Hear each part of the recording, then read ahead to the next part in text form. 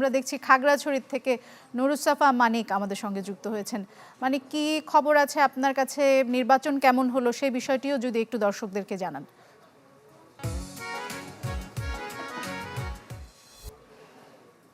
অনুষ্ঠিত হয়েছে ত্রয়োদশ জাতীয় সংসদ নির্বাচন। সেই নির্বাচনকে অনেক প্রতীক্ষিত কিংবা অনেকটা মানুষের আশার আকাঙ্ক্ষার একটি নির্বাচন গতকাল অনুষ্ঠিত হয়েছে। মানুষের মনে যে একটি ভয় উৎকণ্ঠা ছিল সেটি কিন্তু অনেকটা পাশ কাটিয়ে কিন্তু অনেকটা শান্তিপূর্ণভাবে পাহাড়ি এই জনপদে নির্বাচন অনুষ্ঠিত হয়েছে।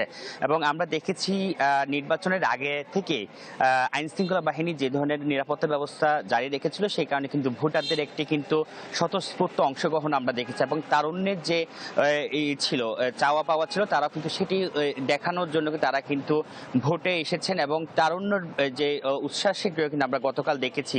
অনেকটা শান্তিপূর্ণভাবে খাগড়াছড়িতে কিন্তু যে ভোটের পরিবেশ সেটি কিন্তু ছিল, এখনো সেটি বিরাজ করছে। এবং আপনাকে জানিয়ে রাখি, বিপুল ভোটে কিন্তু খাগড়াছড়ি থেকে বিএনপি মনোনীত যিনি প্রার্থী ছিলেন, বর্তমানে যিনি এমপি হয়েছেন ওয়াদুদ ভূঁইয়া, যিনি পাশাপাশি জেলা বিএনপির সভাপতিও, তিনি 1,51,040 ভোট পেয়ে কিন্তু তিনি খাগড়াছড়ি আসন থেকে কিন্তু তৃতীয়বারের মতো সংসদ সদস্য তিনি কিন্তু নির্বাচিত হয়েছেন। এবং আমরা দেখেছি আজকে বিকেল থেকে কিন্তু তিনি সর্বস্তরের জনগণের সাথে, এখানকার এলাকাবাসীর সাথে তিনি কিন্তু শুভেচ্ছা বিনিময় করেছেন, যেটি এখনো চলমান রয়েছে। তার বাসভবন যেটি বৈঠক, সেখানে মানুষজন আসছেন, এসে কিন্তু তার সাথে শুভেচ্ছা বিনিময় করছেন, কথা বলছেন, অনেকে কিন্তু মিষ্টিমুখ করছেন। যেহেতু আনুষ্ঠানিকভাবে কিন্তু একটি দলীয় হাইকমান্ড থেকে বলা হয়েছে বিজয় মিছিল না করার জন্য, সেই কারণে কিন্তু বিজয় মিছিল না হলে কিন্তু আমরা দেখেছি বিভিন্ন এলাকায় মানুষ কিন্তু বাঁধ ভাঙ্গা উচ্ছ্বাসের মাধ্যমে কিন্তু যে উৎসব, ভোট উৎসব, সেটিকে কিন্তু তারা উদযাপন করছে। এবং পাশাপাশি আজকে বিকেলের পর থেকে যে ভাঙ্গা কলাবাগান এলাকা, যেটি বৈঠক ওয়াদুদ ভূঁইয়ার বাসভবন, সেখানে কিন্তু বাঁধ ভাঙ্গা উচ্ছ্বাস হচ্ছে, মানুষ কিন্তু মত বিনিময় করছেন, শুভেচ্ছা বিনিময় করছেন তার সাথে।